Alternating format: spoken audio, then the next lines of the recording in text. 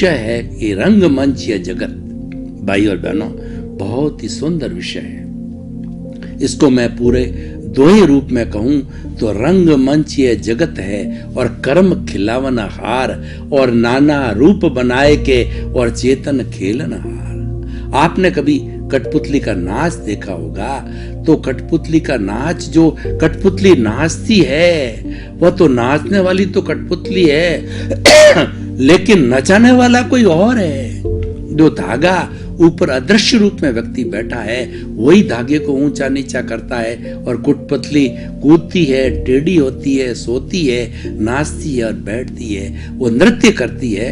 नचाने वाला दूसरा है। ठीक उसी तरीके से हम इस स्टेज रूपी संसार पर आते हैं। आपने कभी रामलीला देखी होगी, तो रामलीला में कोई राम बनता है, कोई कृष्ण बनता है, कोई सीता बनती है, कोई विभीषण बनता है और कोई हनुमान बनते हैं और अपना अपना रोल अदा करके और वो चले जाते हैं। उसी तरीके से हम संसार रूपी रंगमंच के ऊपर, इस स्टेज के ऊपर जो है वो जन्म लेते हैं, और जन्म लेकर के कोई विद्वान बनता है, कोई स्त्री बनता है, कोई पुरुष बनता है, कोई माँ बनता है, कोई बाप बनता है, और कोई बड़ा नेता बनता है, कोई राष्ट्रपति बनता है, कोई प्रधानमंत्री बनता है, कोई डॉक्टर बनता है, कोई इंजीनियर बनता है, कोई सीए बनता है, कोई वकील बनता है, कोई जज बनता है, और सब अपनी अपनी भूमिका अदा करके एक दिन राम नाम सत्य को चले जाते हैं, संसार को छोड़ के चले जाते हैं। तो और संसार किसे कहते हैं? हम नहीं रहेंगे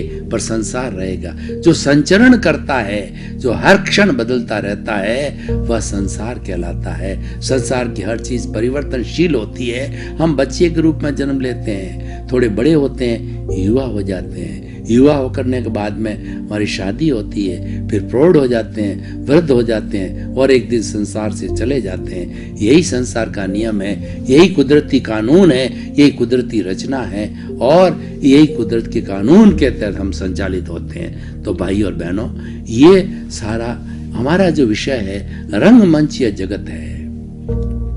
कहने का अर्थ ये है कि हम सब कर्मों के अधीन हैं।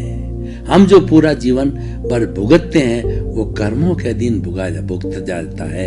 एक दोहा प्रसिद्ध है, को सुख को दुख देत है और कर्म देत जगजोर, उर्जत सुरजत आप ही और ध्वजा पवन के फेर। आपने किसी भी मंदिर के ऊपर ध्वजा को देखा होगा तो ध्वजा कभी उलझती है, कभी सुलझती है।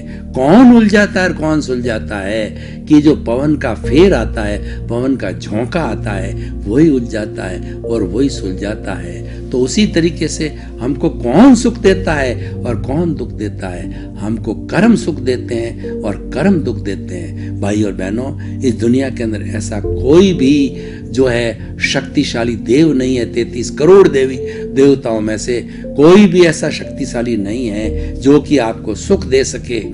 कोई भी ऐसा शक्तिशाली नहीं है जो आपको दुख दे सके।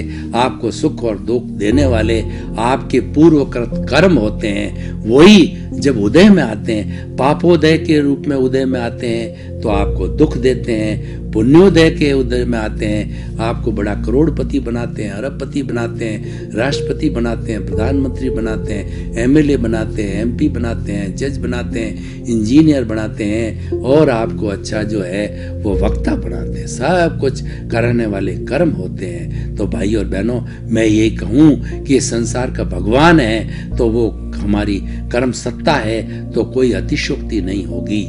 अब देखिए, कर्मों की हम थोड़ी बात करें तो कर्म है कुल 8 प्रकार के होते हैं, और ये कर्म द्रव्य कर्म कहलाते हैं। पूर्व जन्म के अंदर हम जैसे कॉजेस डालते हैं, जैसे जैसे भाव करते हैं, जैसे जैसे प्रतिष्ठा करते हैं, जैसे जैसे चिंतन करते हैं, उसके अनुरूप हमारा एक कॉज किया, एक कॉज पड़ गया, 2 किए 2 कॉज पड़ गए, 3 चिंतन किया, अच्छा या बुरा 3 चिंतन कर, ऐसे इकट्ठे होते होते कॉजल बॉडी बन जाती है। और ये कॉजल बॉडी देखिए, ये मनुष्य का शरीर है, ये जन्म जन्मांतर की संपत्ति साथ लेकर के चलता है, और ये संपत्ति हमारा कर्म शरीर है। ये पौद्गलिक है, ये राग द्वेष है, ये कषाय है, ये क्रोध मान माया लोभ है, और यही मोह का संसार है।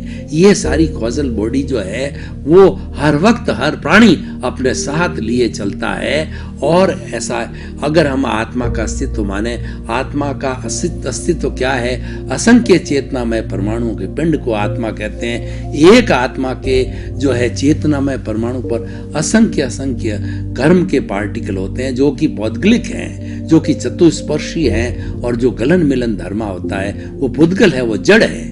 कर्म जड़ है और चेतना है वह कॉन्शियस है, वह चेतनामय है। आत्मा चेतनामय है और कर्म है वो जड़ है दो, लेकिन दोनों का जड़ और चेतन का जो है संपर्क होता है तो विभाव पैदा होता है।